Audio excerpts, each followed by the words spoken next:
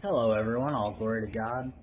This is the third video in the video series I've titled the Godly Armor series, and this one is on the breastplate of righteousness. And so the way it all started was the Lord informed me that many of his children were neglecting to wear his armor, and he has encouraged me to create a video series explaining the components of the armor and its purpose.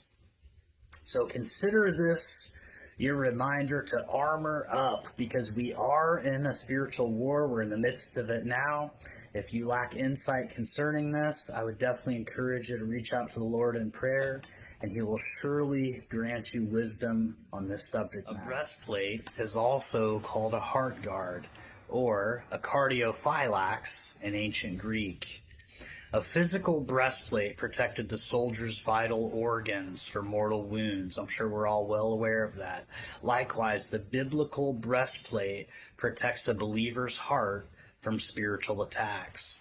Colossians 3:14 says, "And over all these virtues put on love, which binds them all together in perfect unity." 1 John 2:29 says, "If you know that he is righteous," meaning the King of Kings and the Lord of Lords, "you know that everyone who practices righteousness is born of him." The Roman breastplate, which official name is unknown, is titled the Luricun segmentata by 15th century scholars. This was a type of Roman legionary armor that was popular during the 1st and 2nd centuries. This protected their upper torso, front and back, as well as the top of the shoulders. The breastplate armor was effective in protecting wearers from enemy swords, spears, and certain projectiles used during this period of history. Seeing a large line of legionaries wearing polished, practically glowing armor would have been extremely intimidating for opponents. The sight would have undoubtedly struck a blow to enemy combatants' morale long before the fighting even started. So, considering construction, it was made from strips or segments with a mix of iron, steel, and bronze that was curved to conform to the shape of the legionnaire's body, or centurion, or auxiliary. We have to keep in mind that this armor was purchased by the soldier, and it was also expected to be maintained by the soldier. And so, obviously, social status spoke volumes here. And so, even if they could afford it, if they couldn't properly maintain it, their superiors wouldn't allow them to wear it, because they're not going to allow them to wear tarnished, rusty armor into battle. It just didn't happen back then.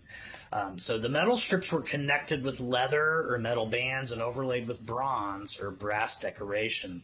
The entire piece was fastened at the front and back with leather straps, which prevented it from coming loose during battle. The design allowed for maximum protection and increased mobility, which was essential for soldiers participating in hand-to-hand combat. The thickness of the metal plates and the type of metal used, whether iron or steel, had a big impact on the overall weight, but a typical Luricon segmentata would have weighed between 20 and 30 pounds.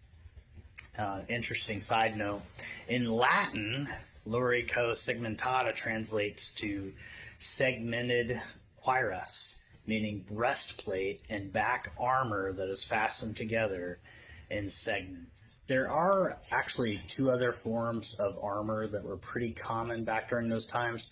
Roman chainmail was commonly used armor in the military during the 1st century and long after. Again, this has to do with individual soldiers being responsible for the purchase and the maintenance of that armor. And it was said that the chainmail armor was definitely much easier to maintain than the segmented Luricun segmentata, which is what I was just explaining earlier. Also, scaled plate armor was used during the first 2 centuries by officers and officials. Not sure the cost there, but it does not seem like it was as popular as the chainmail. So 1 Thessalonians 5:8 says, "Since we belong to the day, Let us be sober, having put on the breastplate of faith and love, and for a helmet the hope of our salvation. 2 Timothy 2:22 says, flee youthful lusts, pursue righteousness, faith, love, peace, and those who call on the Lord out of a pure heart. Here's a little bit of wisdom from Proverbs 11. Righteousness delivers from death, and that's verse 4.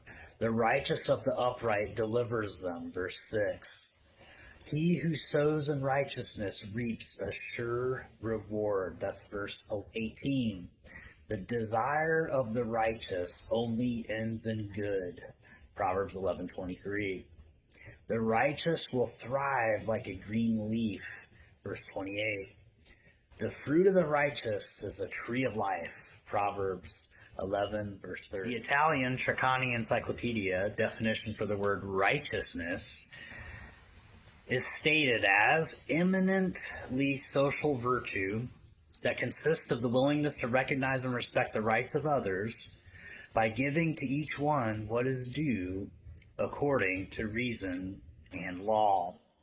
A secondary meaning by the same Italian encyclopedia says that the power to achieve that which is right with measures that are legally enforceable and with the exercise of this power and the system that allows it to be carried out.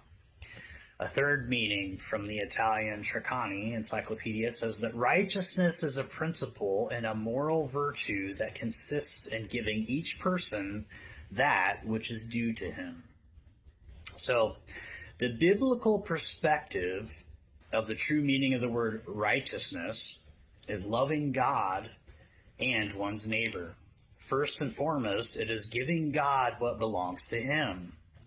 Of course, that's love, worship, gratitude, supremacy, sacred time, obedience, and all of our being.